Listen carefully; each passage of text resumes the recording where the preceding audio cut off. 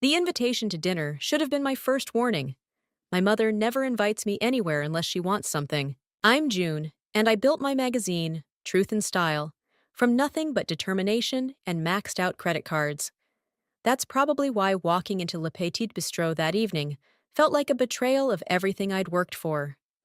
The maitre d' led me past tables of Manhattan's elite to a private corner where my mother sat, perfectly coiffed as always, next to a face I hadn't seen in 2 years. My ex-husband, Brent. My stomach dropped. "What is this?" "Darling, sit down," my mother, Lucille, purred. "We have wonderful news." I remained standing, my hands gripping the back of the empty chair. "Brent, what are you doing here?" He flashed that smile that once made my knees weak. Now it just made me nauseous. "Please, June, let's be adults about this." "Adults? Like when you emptied our joint account before serving me divorce papers?" "June!" My mother's voice carried that familiar sharp edge. "You're making a scene. Sit." I sat, but only because the waiters were starting to stare. A glass of wine appeared before me. They'd already ordered my favorite. Of course they had. "We wanted you to be the first to know," my mother began, reaching for Brent's hand. The diamond on her finger caught the light, and suddenly I couldn't breathe. "Brent and I are engaged." The wine glass froze halfway to my lips. "You're joking!" "Love knows no bounds," Brent said, squeezing my mother's hand. "Love knows no bounds," I repeated, my voice rising. "She's my mother." "Age is just a number," my mother said, batting her eyelashes at Brent. "We've found something special." "Something special?" I laughed, but it came out more like a bark. "You've found something all right. What is it this time, Brent? Her money? Her connections?" "Actually," he leaned forward, all business now, "we wanted to discuss your magazine." And there it was. The real reason for this ambush. "We'd love for Truth and Style to feature our engagement announcement," my mother said. "First exclusive rights. It would be wonderful publicity for everyone involved." I stood up so fast my chair scraped against the floor. "You want me to announce in my magazine that my ex-husband is marrying my mother." "Think about it professionally," Brent urged. "Your readership would skyrocket. Everyone loves a good story." "A good story?" I grabbed my purse. "How's this for a story? Respected magazine editor maintains her dignity by telling her gold-digging ex-husband and narcissistic mother to go to hell." "June Parker!" My mother's face flushed red. "You sit back down this instant." "Or what, Mom? You'll ground me? Date my high school boyfriends?" A few heads turned our way. Brent stood, trying to play peacemaker. "Let's all calm down." "Don't you dare tell me to calm down," I hissed. "You divorced me, disappeared for 2 years, and now you're engaged to my mother? And you want me to publicize it?" "Darling." My mother reached for my hand, but I pulled away. "We're family. This could be good for all of us." "Family?" I laughed again, and this time it sounded slightly hysterical. "Family doesn't do this. Family doesn't betray each other for publicity." "You're being dramatic," Brent said. "This is a business opportunity. My magazine reports truth, Brent. Remember that word? And the truth is, you two deserve each other." I turned to leave, but my mother's words stopped me cold. "If you walk away now, you'll regret it. We can make things very difficult for you." I looked back at them. My mother with her perfectly arranged hair, Brent with his calculated smile. They thought they had me cornered. They thought wrong. You know what? Go ahead. Try to make things difficult. But remember, I own a magazine. I have a platform. And unlike you two, I'm not afraid of the truth. As I walked out of Le Petit Bistrot, my phone buzzed. It was Emma, my best friend and head of marketing. "How bad was it?" she asked. "Remember when I said my life couldn't get any more complicated? That bad?" "Worse." I flagged down a taxi. "Meet me at the office. We need to talk strategy." "Strategy for what?"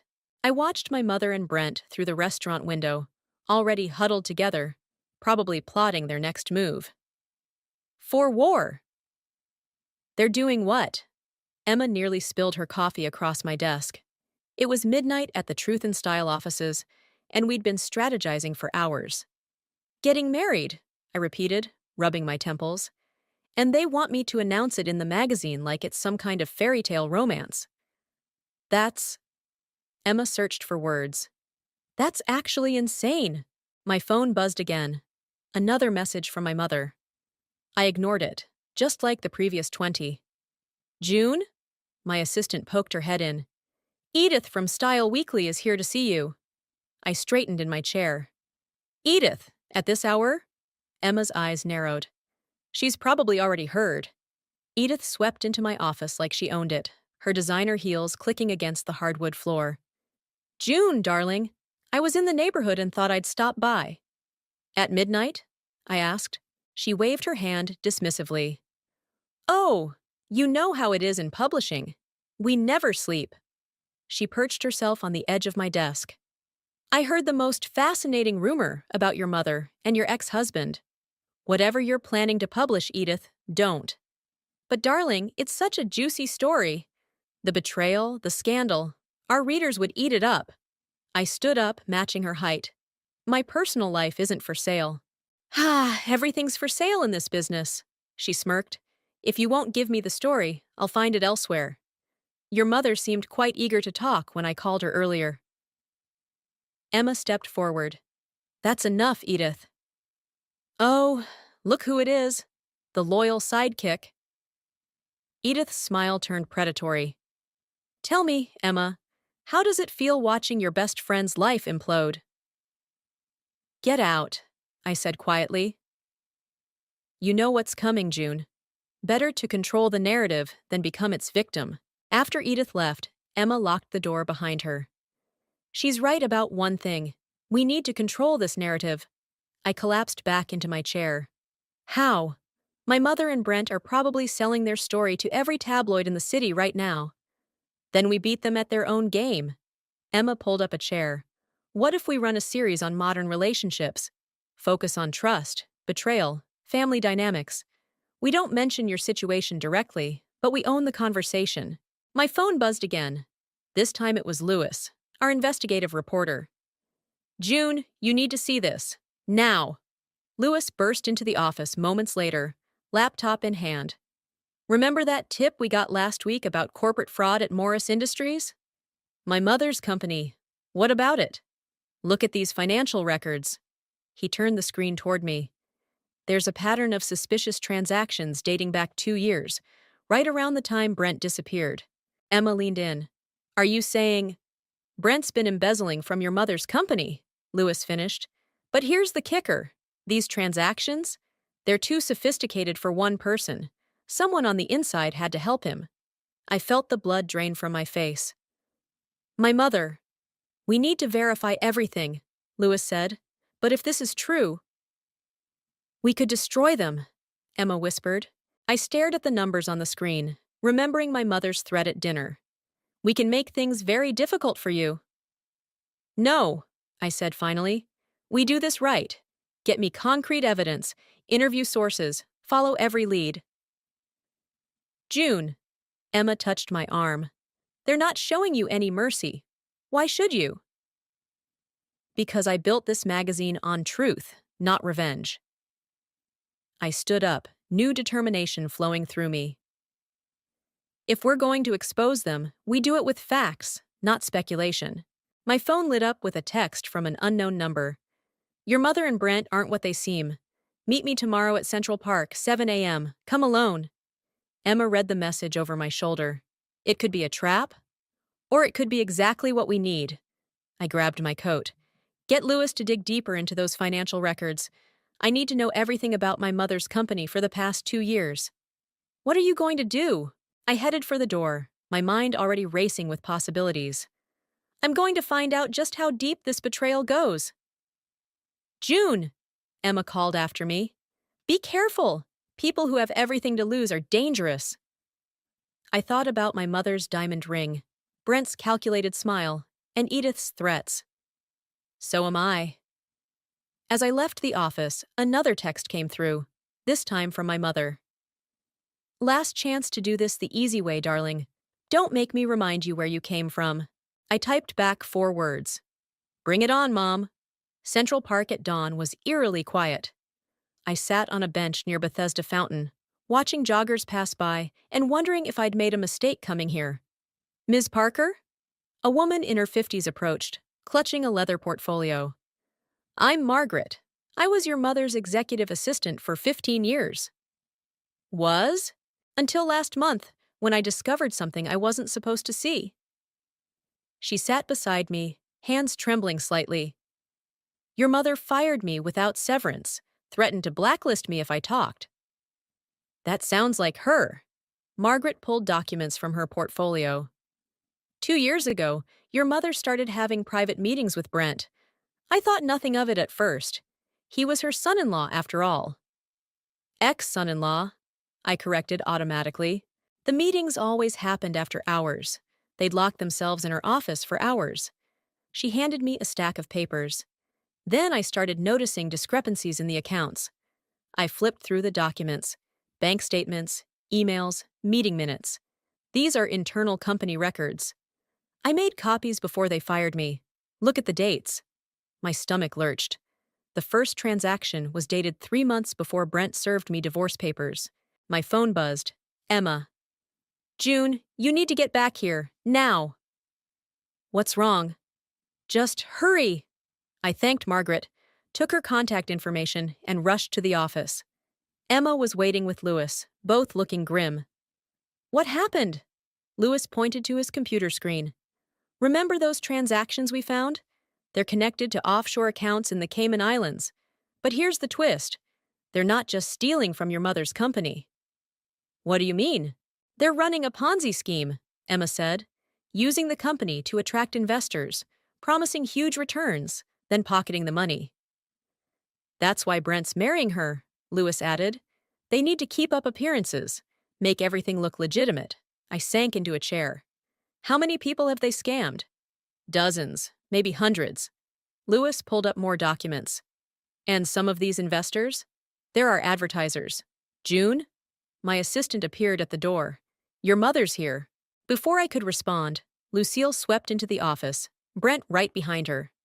Darling, we need to talk. I'm busy. Too busy for your mother? She noticed the documents on Louis's screen.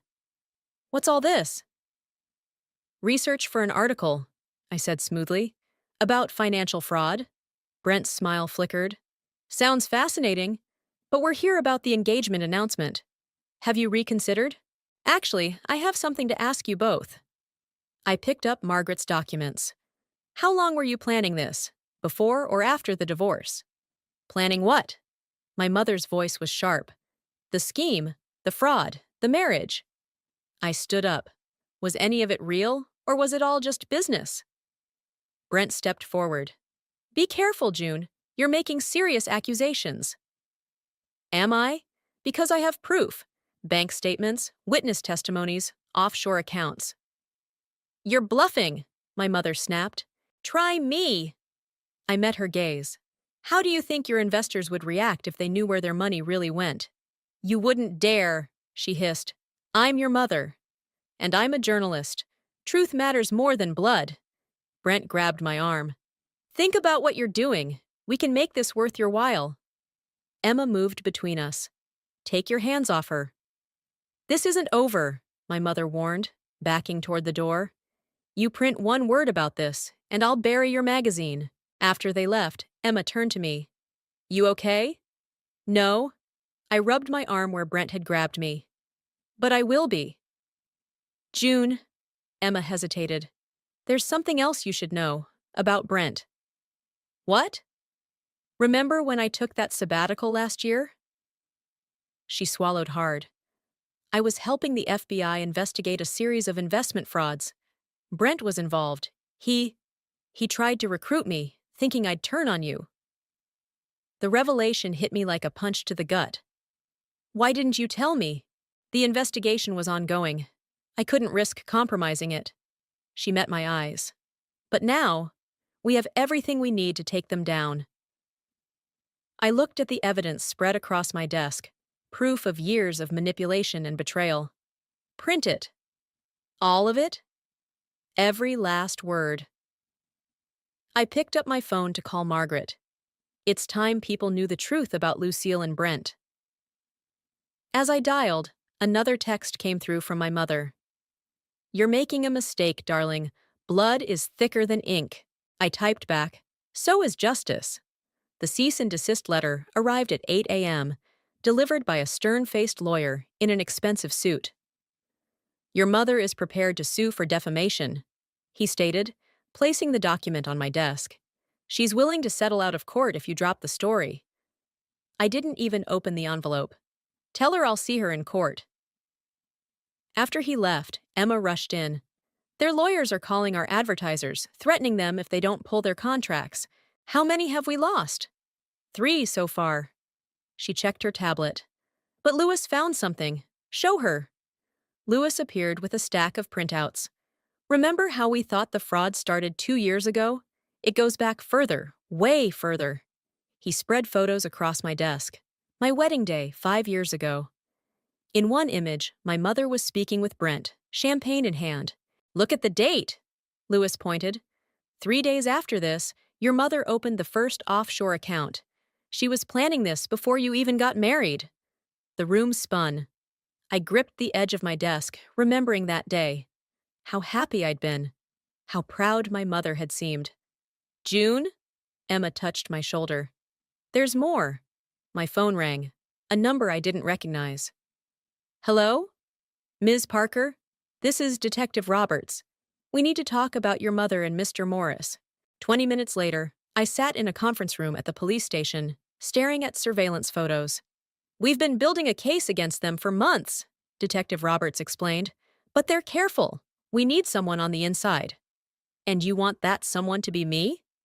"You're our best shot at exposing this operation." My phone buzzed with a text from Brent.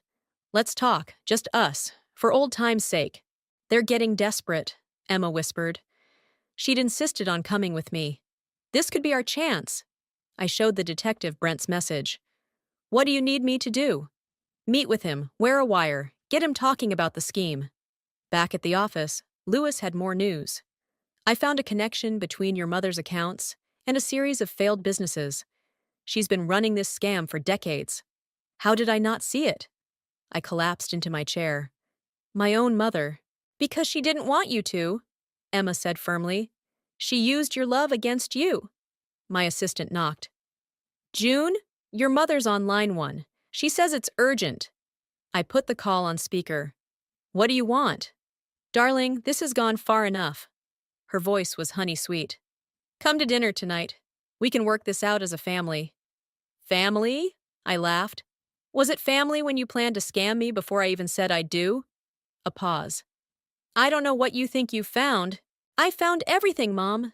The accounts, the failed businesses, the victims, all of it." "Then you know what we're capable of." Her voice hardened. "Drop the story or watch your precious magazine burn." "You taught me something important, Mom. About power." I leaned forward. "The truth is the greatest power of all." "You ungrateful little—" I hung up. Emma squeezed my hand. "You okay?" "No." I stood up, grabbing my coat. "But I will be. Tell Detective Roberts I'll wear the wire. Set up the meeting with Brent." "June, wait." Lewis called from his desk. "Look at this." He pulled up an email chain between my mother and Brent, dated just before our divorce. "Make sure she signs everything over," my mother had written. "Once the accounts are empty, serve the papers." "Don't worry," Brent replied. "She trusts me completely." My hand shook as I read their casual discussion of destroying my life. "Print it," I told Lewis. "Print it all." "The lawyers," he started. "Can't stop the truth." I checked my phone. Another text from Brent, suggesting a meeting place. "Tell Detective Roberts I'll meet Brent tomorrow at noon." Emma grabbed her purse. "I'm coming with you." "No." I turned to her. "I need you here, running the magazine. If something goes wrong—" "Nothing will go wrong," she insisted. "We've got them cornered." My phone buzzed one final time. My mother again. "You're just like me, darling. Willing to destroy family for success." I typed back. "No, Mom. I'm nothing like you. I'm better. Tomorrow, I would face Brent wearing a wire. Tomorrow, I would help bring down their empire of lies. But tonight, I had a magazine to run and a truth to tell. Let's get to work, I told my team. We have a story to write. The wire itched against my skin as I walked into the coffee shop. Brent was already there, looking perfectly relaxed in his tailored suit. June. He stood to kiss my cheek. I stepped back. Still angry, I see. Can you blame me? Actually, yes. He stirred his coffee. You're being unreasonable. This could benefit all of us. Detective Roberts' voice crackled in my earpiece. Keep him talking about the business. Like it benefited your other investors? I asked, sitting down. His smile tightened. I don't know what you think you know. My phone buzzed. Emma had sent a screenshot of Brent's latest Twitter post. Sad to see Truth and Style magazine resorting to tabloid journalism. Family matters should stay private. Nice tweet, I said, showing him my phone. Trying to discredit me already? It's just business, June. Nothing personal. Was it business when you emptied our accounts? He leaned forward. Your mother and I have powerful friends. One word from us, and your advertisers will run. Your distributors will drop you. Your magazine will be finished. Is that what happened to your other victims? You threatened them into silence? His eyes narrowed. Careful, June. My phone lit up again. Lewis this time. Twitter's exploding. Dozens of people coming forward with stories about Brent and Lucille's scams. I turned my phone so Brent could see the growing thread of accusations. Looks like your victims are done being silent, I said. He grabbed my wrist. You have no idea what you're dealing with. Let go of me.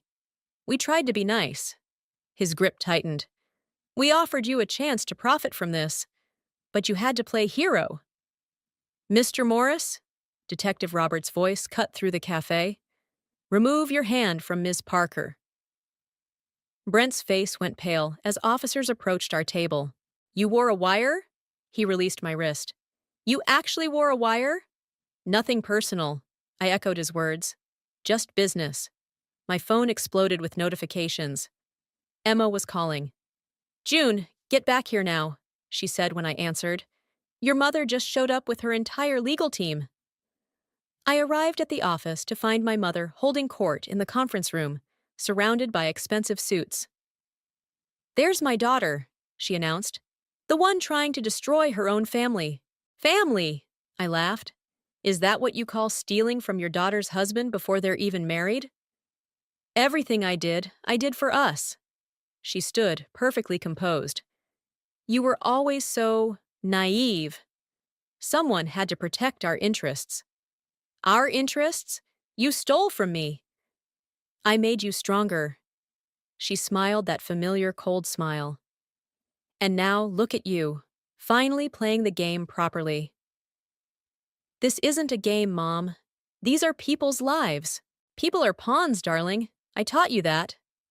No, I stepped closer. You taught me what not to be. Her smile faltered. Your magazine won't survive this fight. Maybe not. I pulled out my phone, showing her the trending Twitter thread. But neither will you. Social media? She scoffed. Against my lawyers? Against the truth. I nodded to Emma, who started the projector. On the screen, Margaret appeared, holding up documents. Then more faces. Dozens of former employees, investors, all telling their stories of fraud and betrayal. What is this? My mother demanded. Your legacy, I said. Every victim, every scheme, every lie, all going live on our website in an hour. You wouldn't dare. Watch me. She grabbed her phone, furiously dialing. Brent, where are you? We need to... Her face went slack. What do you mean, arrested? I showed her the police photo of Brent in handcuffs. Like I said, Mom, the truth always comes out. I'll destroy you, she hissed. No.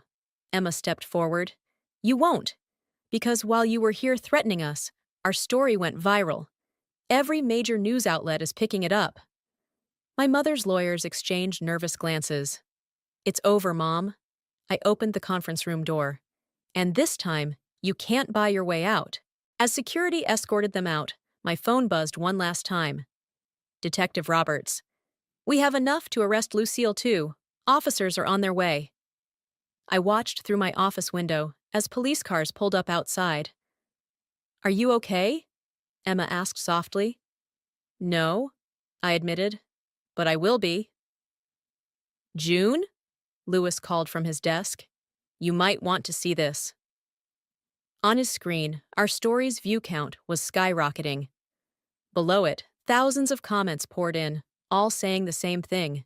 Thank you for telling the truth. The numbers are insane, Emma announced, bursting into my office. 2 million views in 24 hours. Every major network wants an interview. I barely heard her, watching the live coverage of my mother's arrest on the office TV. She looked smaller somehow, being led away in handcuffs, her perfect makeup smeared. June? Emma waved her hand in front of my face. CNN is on line 1. Tell them no comment. I turned off the TV. We let the story speak for itself. My phone lit up. Edith from Style Weekly. I answered on speaker. Darling, I must say I'm impressed, she purred. Taking down your own mother? That's deliciously cold. What do you want, Edith? To offer you a deal. Merge our magazines. Together, we'd be unstoppable. Emma shook her head violently. Thanks, but no thanks, I said. Truth and Style stays independent. Don't be foolish. Your mother's lawyers will bury you in lawsuits. You'll need backing. Actually, Lewis appeared with a stack of papers. We won't. Look what just came in. He spread documents across my desk. Statements from investors, former employees, even other journalists, all offering to testify against my mother and Brent. Is that all? Edith asked, hearing the rustling papers. That's all, I said, hanging up. June! My assistant rushed in. You need to see this. She pulled up a video on her tablet. It was Brent, speaking from jail. His designer suit replaced by orange jumpsuit. June Parker ruined my life, he was saying. She's just like her mother, manipulative, ruthless. Turn it off, I said. No, wait, Emma pointed. Look at the comments. Below the video, thousands of responses flooded in. We see through your lies. Truth and Style exposed the real you. June Parker is a hero. My phone buzzed. Detective Roberts again. Ms. Parker, your mother's requesting to see you. Tell her no. She says she has information about other victims, people we don't know about yet. I looked at Emma, who nodded. Go. We'll handle things here. The police station was chaos. Reporters camped outside, cameras flashing as I walked in. My mother sat in an interrogation room, her designer outfit wrinkled, her makeup faded. Darling, she attempted her usual smile. You look tired. What do you want? To make a deal. She leaned forward. I know things, June. Things that could help your magazine grow even bigger. More victims. More stories. More scandals. Things that would make your little exposé look like a gossip column. Detective Roberts watched through the two-way mirror as I sat down. And what do you want in return? Your support at my hearing. Tell them I cooperated, that I showed remorse. I studied her face, the face that had lied to me my entire life. Did you ever love me, or was I just another investment? For the first time, her mask cracked. Everything I did was for yourself, I finished. Always for yourself. I made you strong. No. I stood up. I made myself strong, despite you, not because of you. Back at the office, Emma was waiting with news. 3 major publishers called. They want to turn the story into a book. No, I said, sitting at my desk. June, we stick to what we do best, telling the truth. Lewis rushed in. You need to see this. Your mother's company records just went public. There are hundreds of victims, going back decades. My phone lit up with a text from an unknown number. Thank you for exposing them. They took everything from me. Now I can finally fight back. More messages poured in. Victims finding their voice, their courage. What do we do? Emma asked. I looked at my team. Emma, who'd stood by me through everything. Louis, who'd dug until he found the truth. My assistant, who'd worked endless hours to help expose the fraud.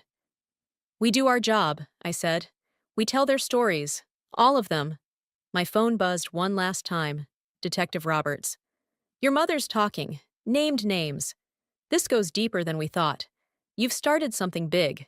I thought about my mother in her prison jumpsuit, Brent's desperate video, all their carefully constructed lies crumbling. Emma, I called. Get the team together. We have work to do. What's the headline? She asked. I looked at the growing list of victims reaching out for help, for justice, for their voices to be heard. The headline is Truth Matters. I stood up. And we're just getting started. The courthouse steps were packed with reporters as my mother and Brent arrived for their preliminary hearing. I watched from across the street as they climbed the steps, no longer the confident power couple they'd once been. Ready for this? Emma stood beside me, clutching a folder of evidence. As I'll ever be. Inside, the courtroom hummed with tension. My mother's lawyers had arranged a press conference before the hearing, one last attempt to control the narrative. My client, her lead attorney announced, has been the victim of a vindictive campaign by her own daughter. Actually, I stepped forward, Emma right behind me, I have something to say. The room erupted in camera flashes. My mother's face tightened. June, Brent warned, think carefully about what you're doing. Oh, I have. I nodded to Emma, who started distributing documents to the press. These are statements from 32 new victims who've come forward, people whose lives you destroyed. Lies, my mother hissed. Really? I turned to the crowd. Margaret? My mother's former assistant stood up, then another person and another. Soon, half the courtroom was standing, all victims, all with stories to tell. What is this? Brent's lawyer demanded. Justice, I said simply. My mother grabbed the microphone. These people are opportunists. They're… Sarah Thompson, a woman called out. You stole my retirement fund. David Miller, you bankrupted my family business. Rachel Foster, my children lost their college funds because of you. Name after name, story after story. My mother's composed facade cracked as the truth echoed through the courtroom. Enough! She screamed. This is all June's fault. She's trying to destroy me because she's jealous, because she could never measure up. Actually, Detective Roberts stepped forward. We have evidence that proves otherwise. He played an audio recording, my mother's voice, clear and cold. Of course I knew the investments were fake. Those people were stupid enough to trust us. They deserved to lose everything. The recording continued, detailing years of deliberate fraud. Brent's face went pale. You recorded our private conversations? He sputtered. No, my mother whispered. The hotel room. They bugged the hotel room. Where you planned your next scam, Detective Roberts confirmed. Right after Ms. Parker wore the wire. Brent lunged toward me. You set us up! Security grabbed him as cameras flashed.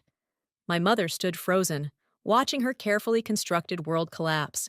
Lucille, her lawyer urged, don't say another word. But she was beyond hearing. I built an empire, she shrieked. I took their worthless money and made something magnificent. And my own daughter betrayed me for what? Some pathetic notion of justice? No, Mom. I met her eyes. For the truth, the thing you never understood. She lunged for the evidence folder Emma was holding. In the chaos, papers scattered across the floor. Bank statements, witness testimonies, proof of decades of fraud. Order! The judge's gavel cracked through the chaos. Remove the defendants.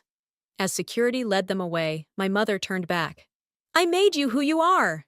No, I called after her. You showed me who I never wanted to be. Outside, reporters swarmed us. Ms. Parker, how does it feel to take down your own mother?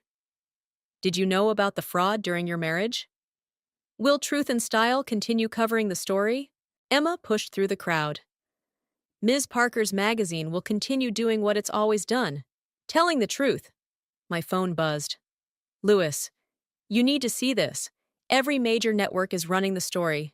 The victims are speaking out everywhere. Another text followed from Detective Roberts. More arrests coming. Your mother's empire is falling. You did good, kid. I watched as police cars pulled away, carrying my mother and Brent to jail. Emma squeezed my hand. You okay? Look. I pointed to the courthouse steps, where victims were hugging each other, sharing stories, finding strength in numbers. Ms. Parker? A young reporter approached. What happens now? I thought about all the stories still untold, all the truths still hidden. Now? I smiled. Now we keep doing our job. We keep telling the truth. Even when it hurts? She asked. Especially then. I turned to Emma.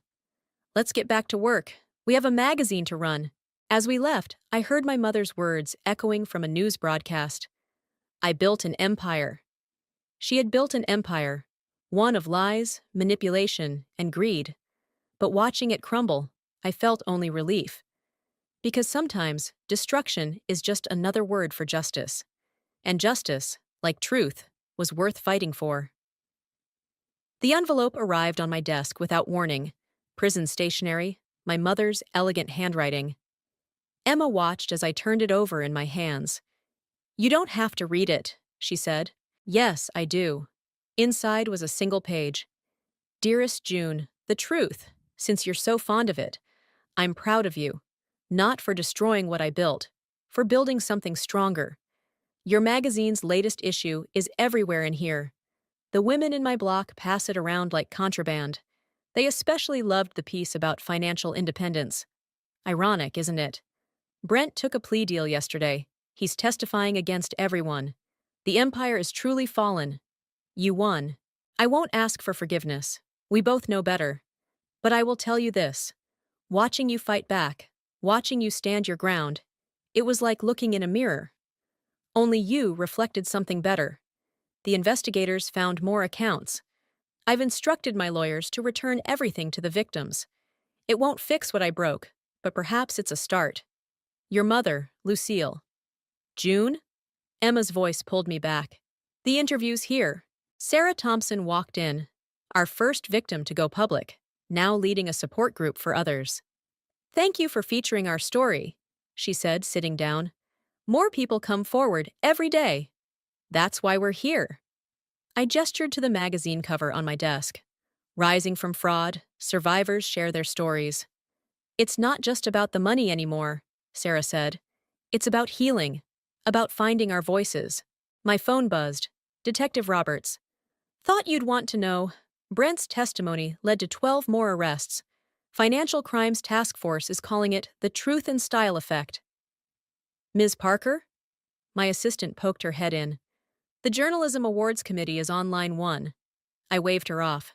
Take a message. Still avoiding the spotlight? Emma teased. The story was never about me. Speaking of stories, Lewis rushed in, laptop open. Remember those offshore accounts your mother mentioned? They're being liquidated. Money's flowing back to the victims. Sarah's eyes filled with tears. She really did it? She did. I handed her my mother's letter. People can surprise you. June, Emma called from her desk. You need to see this. On her screen, a video was trending. Victims gathering outside the courthouse, holding copies of Truth and Style. We're not victims anymore, one woman declared. We're survivors. And we're done being silent. My phone lit up. Edith from Style Weekly. Darling, I admit defeat. Your circulation numbers are extraordinary. The offer to merge still stands. I typed back. Still not interested. Truth isn't for sale. Ms. Parker?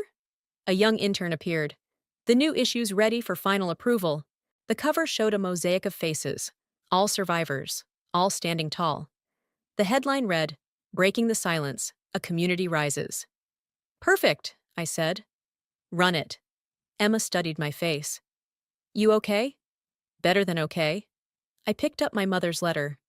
She thought she was building an empire of money. Instead, she taught me to build something stronger. Truth, Emma smiled. Community, I corrected. Look. Through my office window, the magazine's main floor buzzed with energy. Survivors turned advocates worked alongside journalists, sharing stories, building connections. What started as an expose had become a movement. My phone chimed one last time. A text from Margaret, my mother's former assistant. You did it, June. You turned their weapon into our shield. I thought about my mother in prison, reading our magazine, about Brent, facing the consequences of his choices, about all the lives they'd tried to break. Emma, I called, get the team together. New story? Always. I smiled. The truth never stops. As my team gathered, I looked at them. Emma, who never wavered. Lewis, who dug until he found answers. Sarah, who turned pain into purpose. And all the others who chose truth over silence. What's next, boss? Lewis asked. I held up the latest issue. We keep building. We keep telling stories. We keep turning victims into survivors. And your mother's letter? Emma asked softly. I folded it carefully, tucked it into my desk. Some truths you keep close, not because they hurt, but because they remind you how far you've come. Let's get to work, I said. We have more stories to tell. Outside my office, phones rang. Keyboards clicked and voices rose. The sound of truth being born. Not in whispers or threats, but in the clear, strong voices of people who'd found their power. My mother had built an empire of lies. I'd built something better. A home for truth. And this time, the foundation would hold.